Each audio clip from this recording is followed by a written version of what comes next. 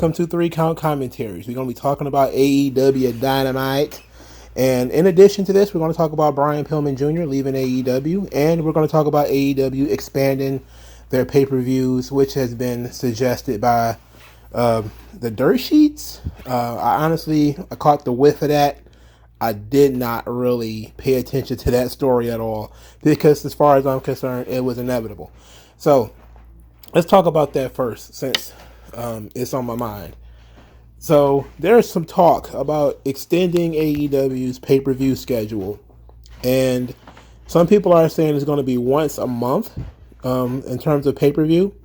If that's true, that's way too much. And they probably have some kind of streaming deal coming. All right, so I decided to be professional. I looked it up. This is from Fightful. It says, Warner Brothers Discovery sources confirmed to Fightful Select that one of the major proposals from their end to AEW as it relates to an extension is the subject of pay-per-view events. Specifically, a Warner Brothers Discovery source told Fightful that they mentioned the very likely possibility of significantly expanding the AEW pay-per-view schedule, even to one a month. That's a bit much. Now, the only thing, again, that would make sense is if this is a streaming deal. And my question is, if Warner Brothers is not getting a piece of that money in terms of their pay-per-view, now I know they are from Bleacher Report. That's different. But I'm saying, why would Warner Brothers really push for them to have more pay-per-view events? More television, that makes sense. But more pay-per-views? Why does Warner Brothers care how many pay-per-views AEW has unless they're in the AEW business in terms of they are going to make some kind of revenue from that? And so I'm guessing if Warner Brothers Discovery has the ability to increase AEW's pay-per-view schedule, it's likely going to be because either they're going to try to get some kind of exclusive deal in terms of Bleacher Report, or they're going to try to put it all on Max. Now, because the Wembley show has sold apparently 60 some odd thousand seats and has not even announced not only a match, but how they intend for you to watch this program, then that tells me that they probably do have some kind of streaming deal. And it might be, and there's nothing stopping them from having a mixture. There's nothing stopping them from having special events on a streaming service and special events on television and still having pay-per-views. You can do all of that. You can do a Saturday Night's Main Events type of deal. You could do those kind of shows all the time. You know, it's entirely possible. So, if it's once a month, AEW fans, you better start clutching your pearls, because that's really going to affect the TV product. And it's going to affect the TV product a lot. a lot. But this is the benefit of Tony Khan having endless amounts of money. He can do that. You know, it doesn't matter if this event fails or that event fails. As long as, you know, he nails it every once in a while, like he may nail it twice this year with Forbidden Door, and he may nail it again with Wembley. And that ought to be enough, at least to keep him going spiritually, that he can truly still believe in the company, even if the company is losing money, that there's people out there willing to support it. Therefore, he's going to have to keep funding it. But I do question how much money they actually make, you know, on these shows, because I don't imagine that they're selling more tickets with Collision now than they were before. And I just don't see how this is working out, because it's not like AEW is on fire. Typically, you don't expand while you are struggling.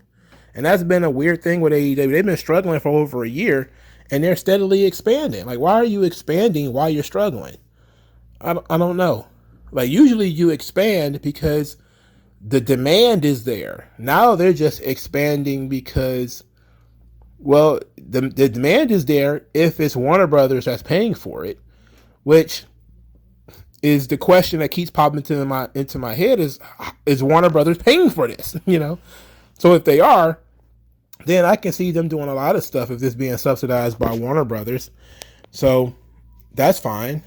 And if they're making more money on Collision, unless Warner Brothers Discovery is covering the costs, then I don't really see how they're continuing, how they're making more money after expanding to Collision. It doesn't seem like the Gates has increased too much. Doesn't seem like the TV ratings are worth it. I'm just, this is just off the top of my head. So without knowing what their funding source is and who the buyer is, it's incredibly difficult. Now, what I mean by the buyer, it could either be Warner Brothers Discovery as the customer or the AEW fan as the customer. Now, how that breaks down is simple. If the fans want something more, then the company will expand to meet fan demand.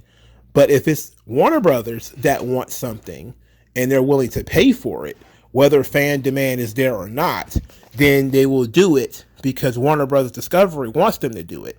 That's apparently was the case for Collision, is that it was asked for by David Zaslav, apparently. So in that situation, at the very least, it wasn't fan demand that necessitated a third show. It was Warner Brothers Discovery willing to pay for it. So how many times or how often are they willing to pay for these AEW events? And do they have the finances to continue paying for these products? And what is the rate of return on these products? So there's a lot out there, in terms of questions. But, we're not ever going to get any answers to this stuff because AEW is a private business. Now, maybe on Warner Brothers Discovery books, if they're paying for something, we might be able to find it. But you have to actually go digging for that. Do I want to? Probably not. Yeah, so we'll see. It'll all come out in the wash eventually anyway. All right. Anyway, let's move on. Brian Pillman Jr. So Brian Pillman Jr. apparently his contract has expired, and Tony Khan is letting the kid go. Brian Pillman Jr. He had a lot of heat online all of a sudden for being buddies with Teddy Hart, and some people just don't like him as a person. I don't know exactly what he did that was wrong, but there's a lot of people who don't like him, and they're happy to see him go. And there's a lot of people saying, well, he wasn't shit anyway. He was nothing anyway. And something tells me like that's part of that is just tribalism. But because he wasn't really doing much outside of being strapped into that crazy Varsity Blondes tag team, he didn't really have many opportunities. He had that short feud with MJF, which told me he wasn't going anywhere fast. Is when he stood there while MJF shit on his dad, shit on his mom, and then he lost the match in his hometown by submission. We just knew he wasn't going anywhere after that. But the AEW fan base has absolutely been brutal on Brian Pillman. And it's unfortunate because he's still a young guy. He didn't have a lot of experience when he came to AEW. He had worked in MLW for, I think, about a year or two. And he didn't have a lot of experience on the indies either. So this is a guy who, if WWE wants to pick him up and put him in NXT, he could definitely benefit. Even if he doesn't, thrive, he could definitely benefit from a more structured environment that is created for the purpose of helping young talent, which is something that AEW has zero interest in. Again, they keep bringing in all these 40-year-old guys from Japan and all these 40-year-old guys from the old Ring of Honor days. The young guys are not a priority, not really. There's a couple who they have seemed to be putting some kind of gas behind.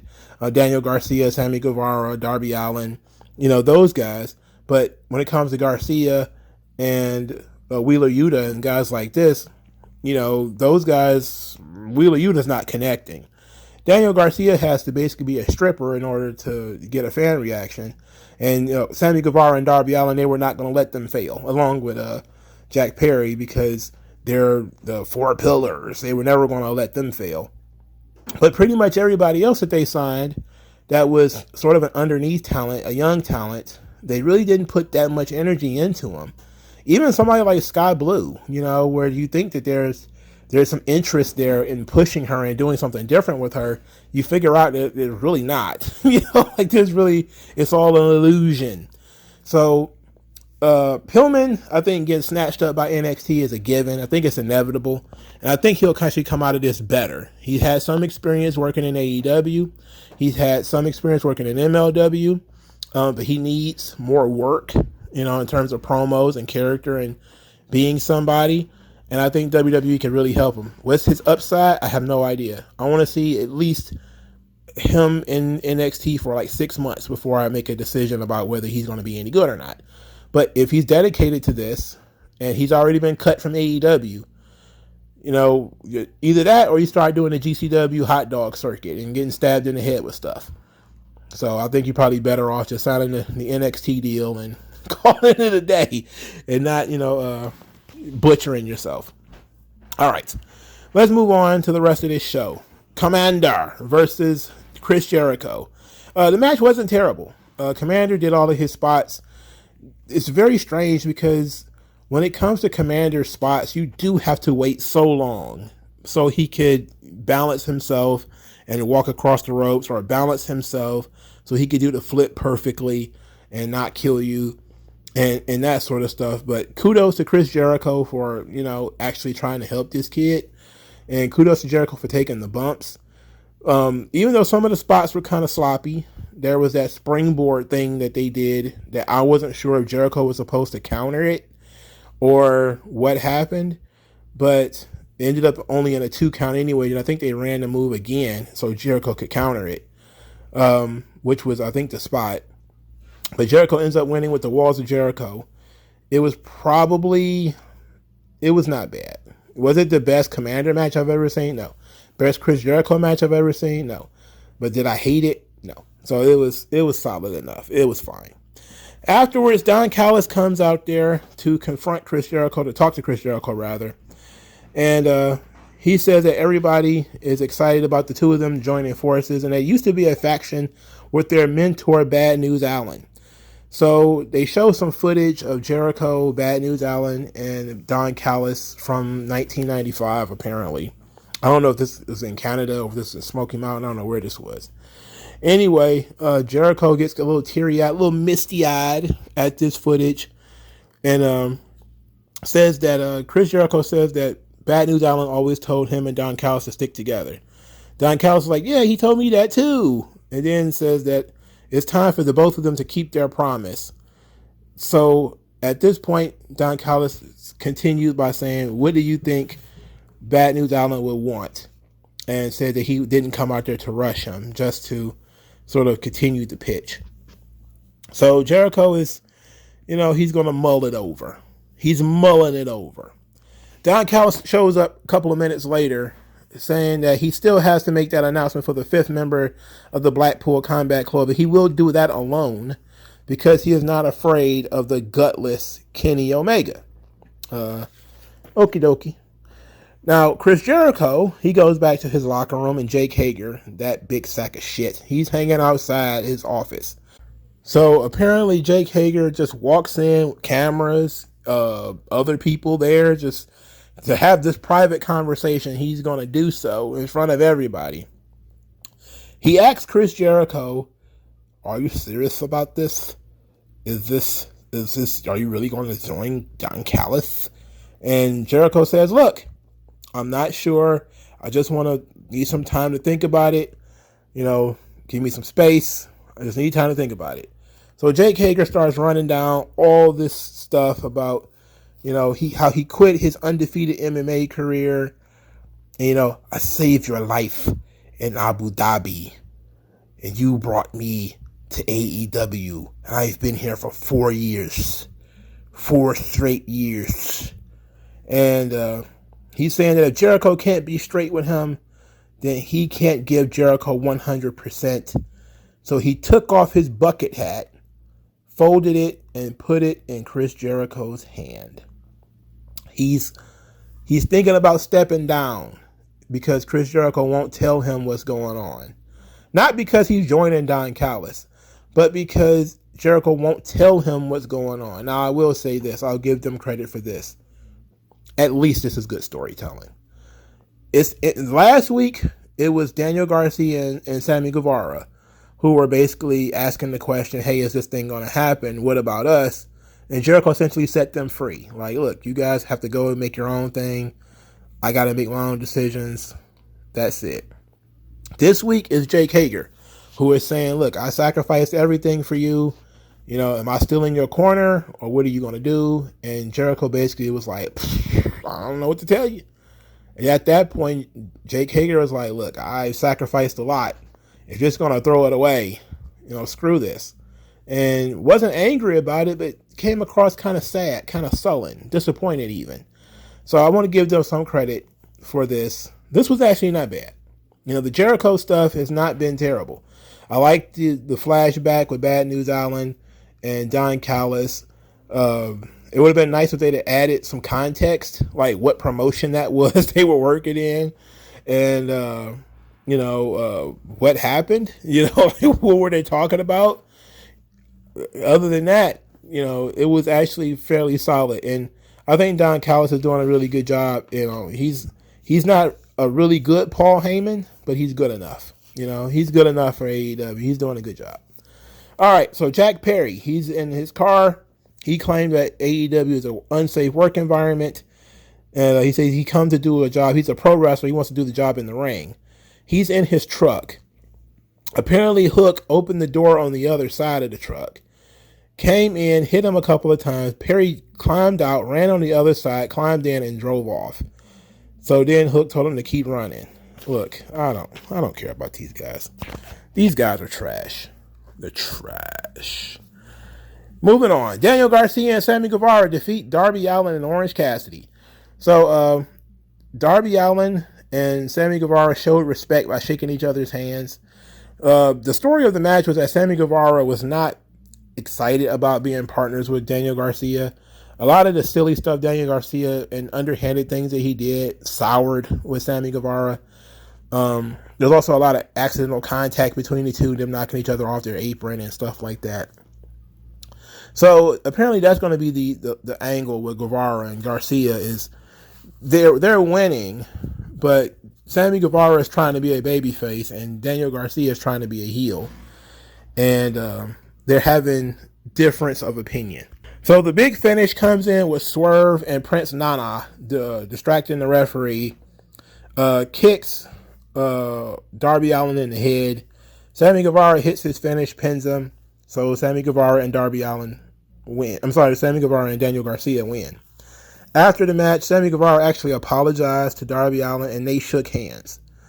So you'd think that was, you know, a preparation for what was going to happen when Nick Wayne wrestles Swerve. That Swerve interfered to cost Darby Allin the match.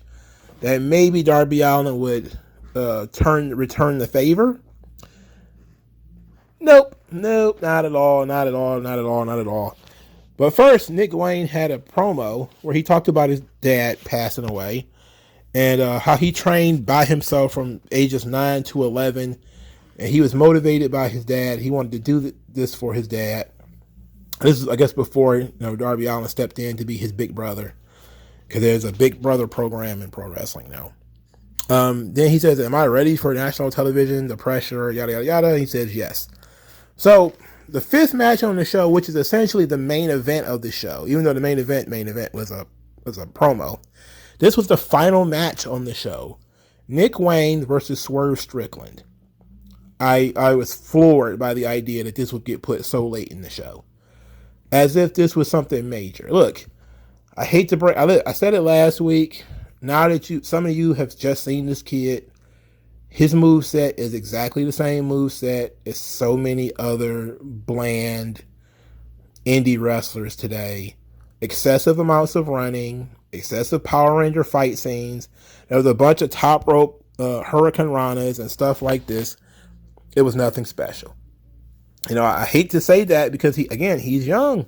He has all the room in the world to grow. But right now, he comes across as just another Will Ospreay. Just another one. Skinny, no muscle definition. Of course, that's because he's a teenager, so he's not going to have that much muscle definition. No personality at all, period. No attitude. No chip on his shoulder. Nothing special about him at all. Just nothing. Nothing jumps out at you as being particularly concrete when it comes to this kid. If you've seen a guy like Will Ospreay, you've seen pretty much Nick Wayne. All right, it's very unfortunate because they put a lot of effort into this, and that's the thing that really kind of baffles me, is why they decided to put all this effort into this kid when you have so many people on your roster that could have benefited from, having vignettes about them and time to talk and stuff like this. If you want to bring this kid in as an underneath guy, he works, Ring of Honor, Dark Elevation, that kind of thing until he gets some reps in and feels out a little bit, then that would have been fine. There's nothing wrong with having like your white Dante Martin. Not that big of a deal. It could have been cool. But when you put in the vignettes and then you give them a really top spot on the show, what were you thinking? What were you thinking? You thought this kid was going to go out here and blow everybody's mind? It's like his moveset is literally the same moveset as other people you have featured on this same episode. Like, there's no real difference between him and Sammy Guevara. Like, you just had Commander run the ropes and do all this kind of stuff in the first match. He's not going to break the world at this point. If you'd have started this thing early with him in the ring and, wrestling Swerve, then, maybe it would have been a little bit different. But after you've seen Sammy Guevara do everything he knows how to do, and you've seen Commander do every move he knows how to do, what was this kid supposed to do that was going to be so impressive? Outside being a teenager who can, quote unquote, hang. I don't know. Whatever. Moving on. There was a power bomb from the top rope that looked very, very ugly. Nick Wayne landed on his shoulders and neck, which was followed by Swerve's running kick, or I think they call it the drive-by or whatever.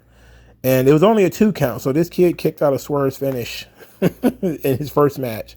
But Swerve ends up winning anyway with some kind of driver. Darby Allin was out. He came out with Nick Wayne, but he let Nick Wayne go wrestle the match by himself. So Darby didn't even try to cost Swerve the match, which is, I guess, good babyface stuff, but a missing link in the chain of storytelling where, for starters, you beat the kid in his debut. That after you put all this emphasis behind him, you beat him in his debut. You had a perfect storyline reason for Swerve to lose by having Darby Allin interfere. You could have pulled a 1, 2, 3 kid type of scenario, even though you've already wasted that with Action Andretti, and the fact that Swerve loses all the time anyway, so it doesn't really do you any favors. But I shrug at this. It's very unfortunate because Nick Wayne is a good kid, man. Even if it's a good story but he's just so young and so inexperienced and so molded by his time on the Indies, the past 2 or 3 years on the Indies. What can you do? Like, that's all he knows is the style that he's been working this entire time. He needs more experience, He just needs more experience. He's not going to get it in AEW, though. They're going to think he's great just how he is, and he's not going to get better. He's going to be 25 and still trying to do the same shit. Hopefully he grows out of it. So, moving on. Adam Cole and MJF, they're in the bar having drinks. MJF chides Adam Cole for not wearing the tag team shirt. I'm better than you, baby. Adam Cole claims he misplaced it. He lost it. Anyway, MJF is drinking, decided to go and chase some girls. Wanted Adam Cole to join him. He said, we got 2 apiece over here. Adam Cole's like, look, you don't understand. I love Brett. Then MJF was like, well, 4 more for daddy. So MJF is upset. He tells Adam Cole, look, you got to wear the shirt. We need you to wear the shirt. I feel like you're not being a team player here. Adam Cole says that he will wear the shirt, but MJF has to do what he wants to do next. And what he wants to do is play video games. He wants to play video games. So MJF is upset about playing video games. He doesn't want to play video games because video games are what nerds do. And ultimately, they started playing AEW Fight Forever the game, which is genius commercial placement, right? They haven't done any commercials for the game, but putting it in this spot was smart. Adam Cole sells MJF on the game by saying you're in it and your stats are pretty good, all this kind of stuff. So MJF starts to play and he's having fun. He's like, oh, this is great. It's better to play these games when you have somebody to play with. And then Adam Cole is like, you never played a multiplayer game before? And MJF is like, no, you need to have friends for that. And, we get this sad MJF face because, MJF has never had any friends. And so Adam Cole pauses the game and said, hey, you know what?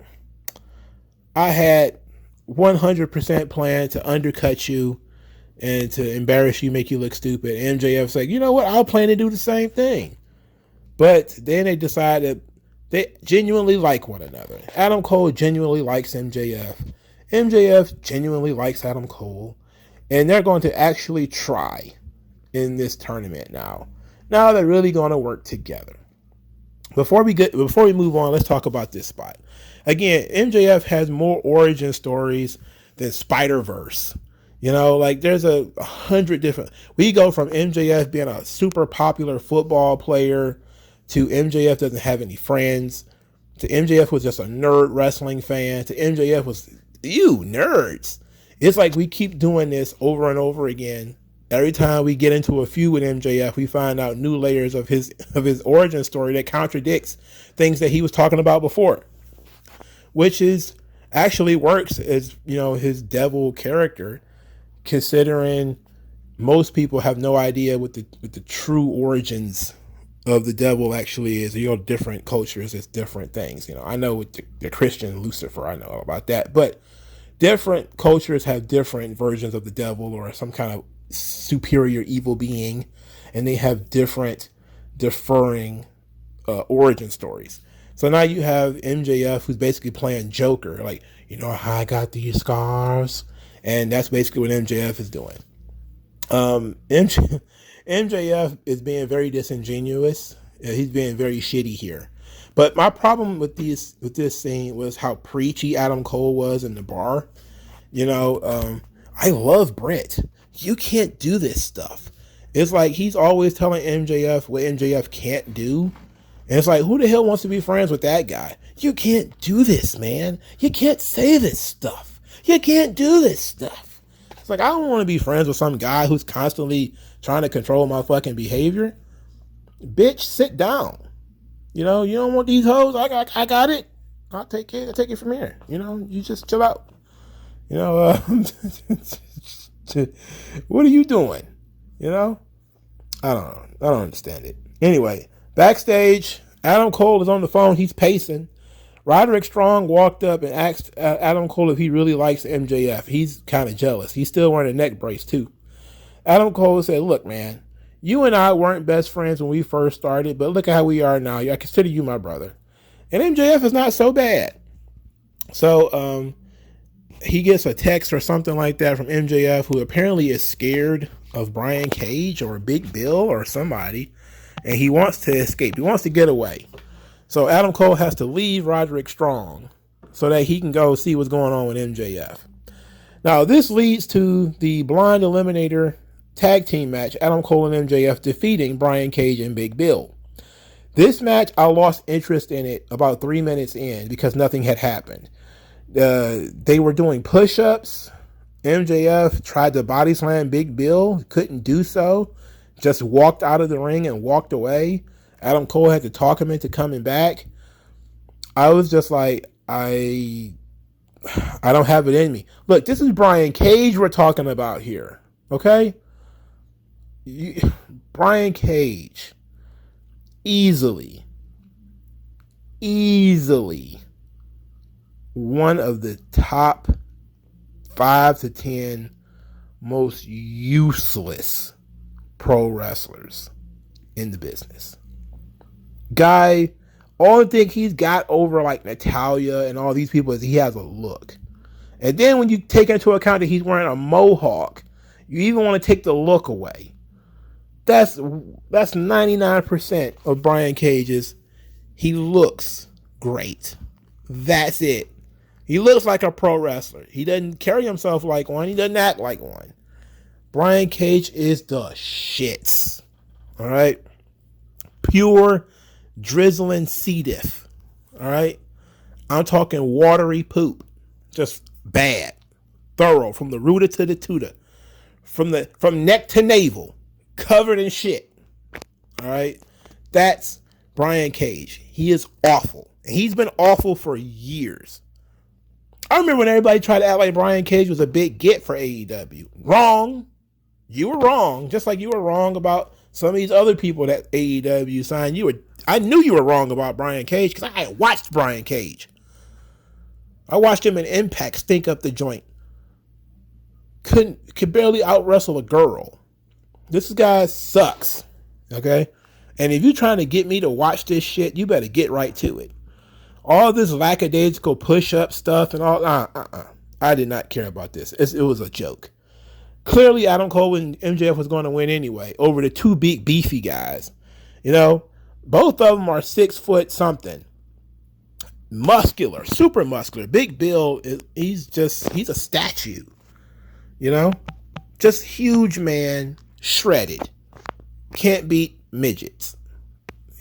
There was a time in this business where this would have been a squash match and he would have beat up both of them by himself. That's really what it would have been.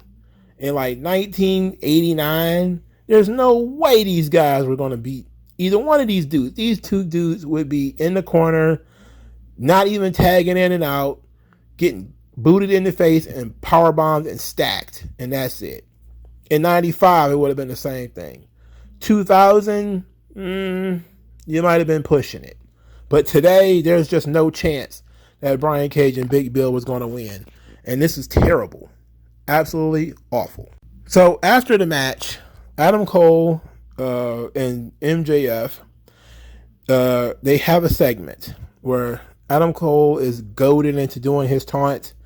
Then he does story time where he says, hey, if we continue to stay on this same page, we can be the AEW Tag Team Champions. And I promise that if we stay on the same page, we will be the AEW Tag Team Champions. And MJF actually wants that. He's happy about that. But the person who's not happy, Roderick Strong, he's watching that thing like somebody's running around with his girlfriend. You know? Like he's having a villain origin story over here where he's like, MJF is still my friend. What am I going to do? How about you try to be MJF's friend? You know?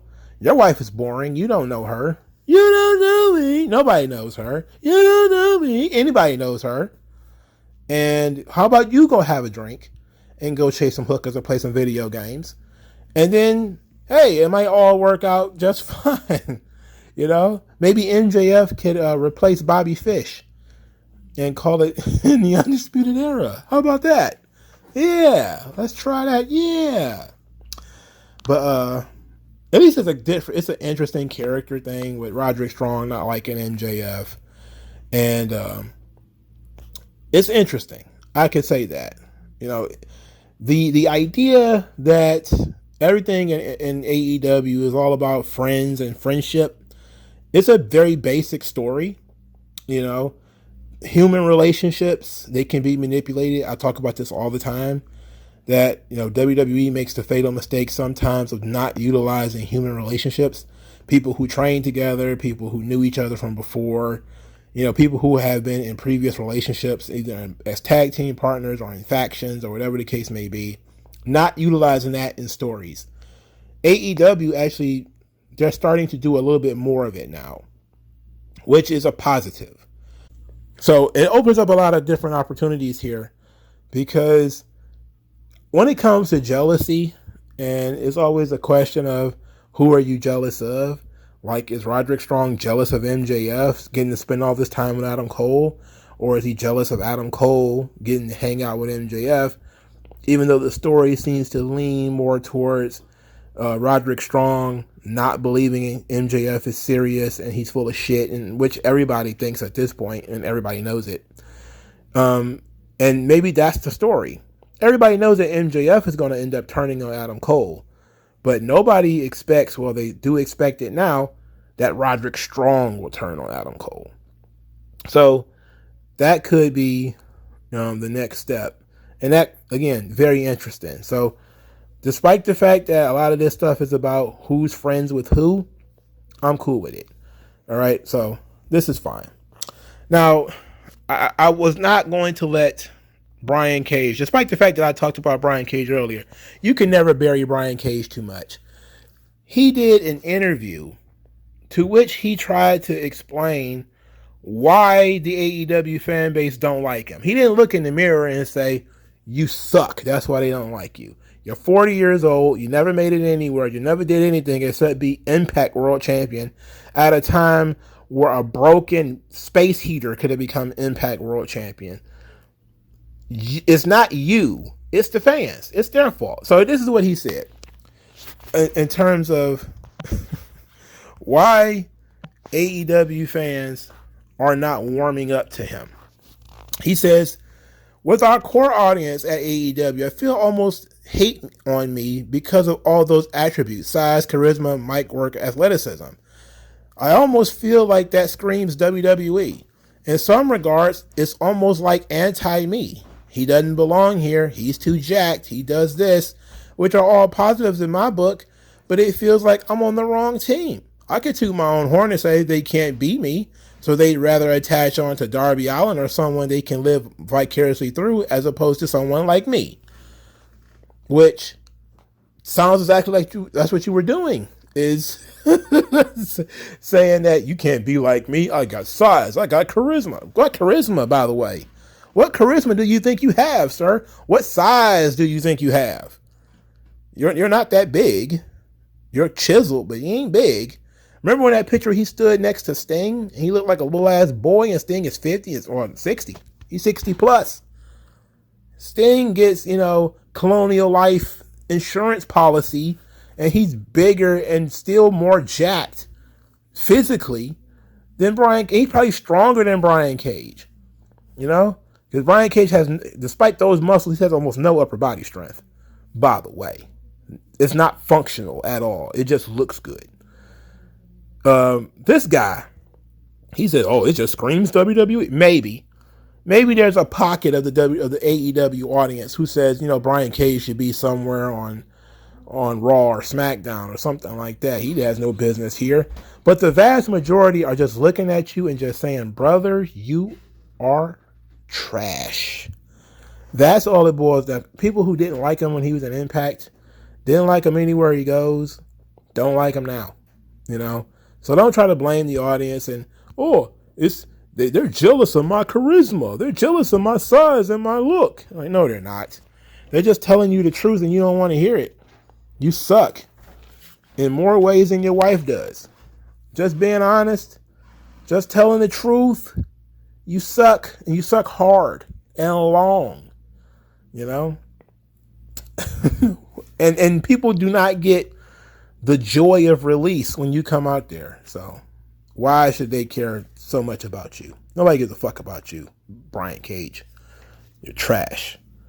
You're gum at the bottom of the shoe of the professional wrestling business, Brian Cage. Moving on. Ruby Soho defeated Sky Blue in the Owen tournament match. Sky Blue, she got her WWE makeup job, which is entirely too much makeup. She was like the blue meanie out here. Blue hair, blue tights, blue nails, blue everything. That's her gimmick. Fine. The match itself was okay, I guess. I was shocked that Ruby Soho won. Shocked, I must say. It seems like it was Sky Blue's chance. It was her time.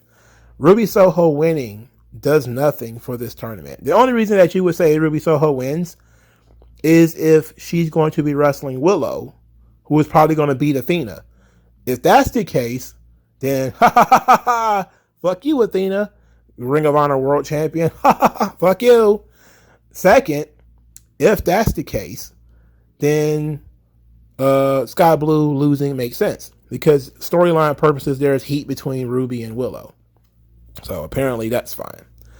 And I would imagine Willow is going to win the tournament at that point.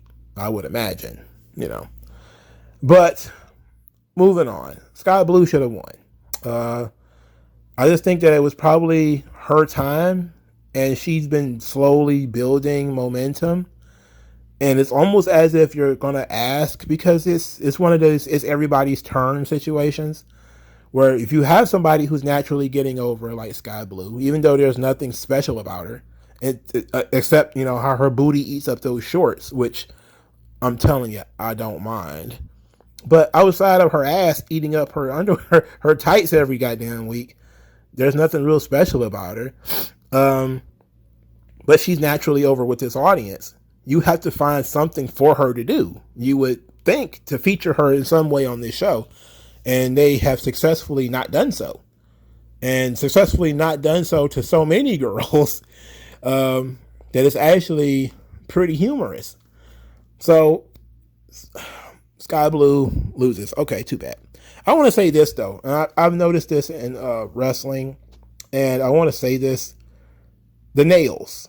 Watching this match, I noticed that Sky Blue had like, 2-inch nails. Probably not believable that you would get into a fight with 2-inch nails. I think the girls should really take into account that this is supposed to be a simulated combat sport, and therefore keep your nails short. And it's probably for the best. It just doesn't look good aesthetically for you to look all super dolled up like you just came from a photo shoot and you're having a match. I know there's other people who have done this, and you probably think it's not that big of a deal. But I'm trying to think about it. Like, I don't know how many other women I see do that. It's not a lot, by the way. Most of the time they don't have like super long nails, but probably should just keep the nails short. Especially if you're trying to sell punches, like you have to ball your fist up.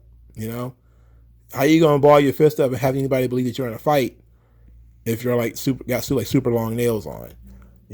Probably not a good idea, but that's just, you shouldn't be talking about the girls' bodies. Who cares about their fingernails? I know. It doesn't matter anyway, because it's Sky Blue. Who gives a fuck, right? Anyway, what's next? Oh, yes. Harley Cameron. This thing was mind-blowing. This thing cooked me alive. I was cooked alive by Harley Cameron and her rap. Oh, baby. Was not expecting that. Came out of nowhere. And I was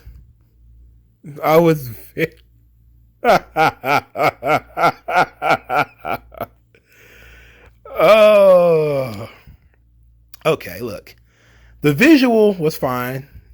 She's wearing like tight stuff and got her legs up and all this kind of stuff. I'm like, But then when you start talking about these bars, the bars, is that what we're calling it? That she was spitting bars. Oh!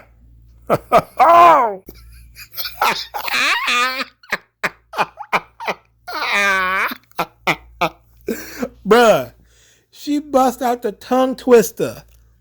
What? She started tongue twisting. What? Look.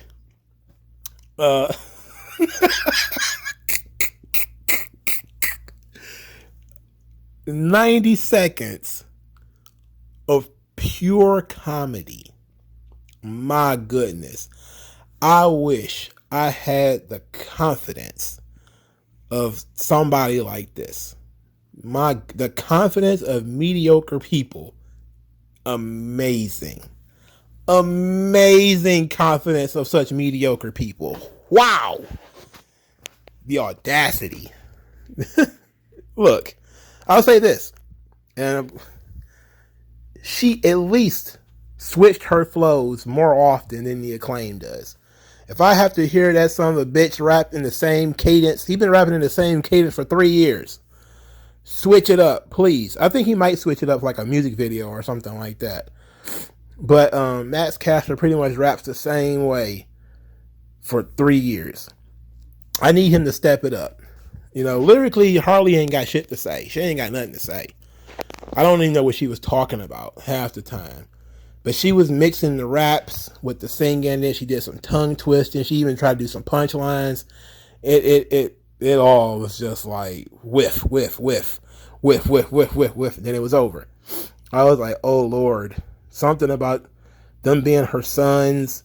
Some shit about Billy Gunn's heyday was in the 80s. Some shit about QTV. It was just like a bombardment of ass. You know, it's a bombardment of bad rhymes. But at least I can say I saw it. That's one thing I can say. I can at least say I saw it. I was there when it happened. You couldn't sneak it past me. You know, it was going to have mixed reactions. But I don't understand how this B-level Rampage shit has seeped into Dynamite. Like, why is this B-level Rampage shit seeping into Dynamite? Why is this happening? Why? Whose idea is this? Is it QT Marshall? Who's also on the list of most useless motherfuckers. I mean, this balding Al Bundy of a pro wrestler. You know, oh, Peg. This sumbitch. That dude is completely and totally worthless. No, just useless from the ground up. Man, I don't... I'll give Harley credit. She's very confident. She's very confident in what she does.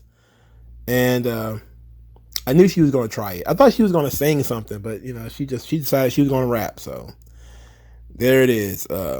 The Acclaimed failed at the music business, and she succeeded. And she decided to have a world premiere music video. Wow. Just wow. I'm floored. All right, let's get near the end of this show. My Jesus Christ. Don Callis is out there to announce the 5th member of the Blackpool Combat Club's team. He calls Kenny Omega a coward and a punk. This leads Kenny Omega to come down to ringside. He's immediately jumped by Takeshita and Moxley. He fights them both off before he's blindsided by the bastard Pac. The bastard Pac is back. Where has he been? They say he said he was hurt. Oh, he's hurt again? He was hurt again? He gets hurt every year. He literally gets hurt every year. He comes back. Still shredded. Still miserable. But he gets hurt every year and comes back. Anyway, they're about to kill Kenny Omega. They're about to Pillmanize his head with the black arrow. And in doing so, Kenny Omega is laying on his back, the chair around his throat. And for some reason, he's still talking, and they put the microphone up to his mouth. And he says, we still have our 5th member. Look at the screen. And so this attempted murder was about to take place. Just goes on pause. Pause the attempted murder. Let's see this video first. We look at the video screen, and it's dark in the arena. The video screen, he's coming. I'm like, oh boy. It's Kota Ibushi. Kota Ibushi. Okay. The lights come back on. The Young Bucks and Hangman, they save Kenny Omega. And everybody's selling the Kota Ibushi surprise. So Pac is the 5th member for the Blackpool Combat Club. Kota Ibushi is the 5th member of the Elite. This is fine. So Pac. Pac is a guy that he was one of the first dudes that they signed in AEW. But he has not gotten out of the box. Outside of being the tag team champion, I think he was the first All-Atlantic champion. But that didn't do him any good. He's just feeling dreadfully underutilized in AEW. But they have this long-running feud between Omega and Pac, which actually has been going on for a couple of years now. And so there is a long-form story there where they had one of the really great feuds of AEW, Where I think they had an Iron Man match on TV. They had a couple of other matches too. That was Omega and Pac. They had some fun matches together. So, okay, you want to have Pac be the embittered, underutilized guy. He's actually from England. So he's not from Blackpool, but he's the closest to Blackpool in the entirety of the BCC. So, okay, Pac is good. Kota Ibushi, they've been teasing it for a long time. They've been teasing it actually since his whole problems with New Japan began, which was over a year ago. So Kota Ibushi, best friends, boyfriend of Kenny Omega, perfectly fine if you care about Japanese pro wrestling, which the AEW fan base does. Then Kota Ibushi being the surprise is good for you. If you don't give a shit about Japanese pro wrestling, or if you've been watching this show and you're like, whew, all the rando Japanese guys are gone. Wait a minute. We got one more coming. Here comes a new challenger. Welcome another. But I think this guy might actually stick around because he's not under contract in New Japan anymore. So maybe Kota Ibushi would be full-time in AEW. And he's not somebody they're going to stick on Rampage. And they're not going to do that to him. So this ought to work out. And then, of course, Ibushi versus Takeshita, that could be fun. There's a lot of fun little matches you could have with Ibushi. Ibushi versus Pac could be fun. You know, Ibushi versus Moxley could be fun. So you have some big matches that you could do with a name that is in AEW that your audience likes. The question would be, is Kota Ibushi considered a bigger star than Jay White? I would imagine so. Because you see how they treat Jay White in AEW. He's a tag wrestler. Are they going to do the same thing with Ibushi? They're going to just put him in a tag team and it's just going to be Omega and Ibushi, golden lovers, and them kissing on television, all that kind of crap. You know, which might actually get them some public attention for the first time in forever. But I don't dislike the big surprises. You know, this was good. It would have been better if Kota Ibushi was in the building, but they were in Saskatoon or whatever. Bruh, why are they still in Canada? Shit, get out of Canada. These arenas are getting darker and darker, and there's probably a few. My goodness, I think Cletus from The Simpsons got more teeth than there was people in that building. Get the fuck out of Canada. Please. Just get out of there. Just get away. Get far away from Canada. Shit. My goodness. Who told them to spend a fortnight in Canada? Whose idea was this? Fire that fucking guy. Was it Jeff Jarrett? Because if it was Jeff Jarrett, fire his ass. If it wasn't Jeff Jarrett, then you really should fire the motherfucker who did this. Whoever is set up, oh yeah, we're going to spend a month in Canada. What? Why? There isn't even a lot of places in Canada worth going to. Toronto, Montreal, that's it. Maybe Windsor, that's it. There's nowhere else in Canada for you really need to be. Okay? So, fuck off. Why are you still in Canada? You've been in Canada all of June and then like half of July. That's nuts. It's crazy. Stop it. Anyway, this show was dreadful, as usual, but at least it had some really humorous stuff in it. So I didn't hate it. It didn't make me mad. The show didn't make me mad this week. I laughed uproariously at so much of the silly stuff that they were doing. Like the MJF and Cole stuff. Like the Harley Cameron rap. That shit was hilarious to me, bro. There was nothing on the show that offended me outside of Orange Cassidy doing what Orange Cassidy does. And I guess you could say the Big Bill tag team match thing with all the push-ups and everything they were doing. I guess that kind of pissed me off because I did kind of start doing other things and started watching that shit. But other than that, it was barely watchable, I guess you could say. But nothing great occurred, you know. Outside of the segments between MJF and Adam Cole, I really didn't like anything else on this show that much. Even if I thought it was humorous, I didn't love it. So I don't care about this show. But what about you guys? Let me know what you guys thought, and I'll talk to you guys later. Peace.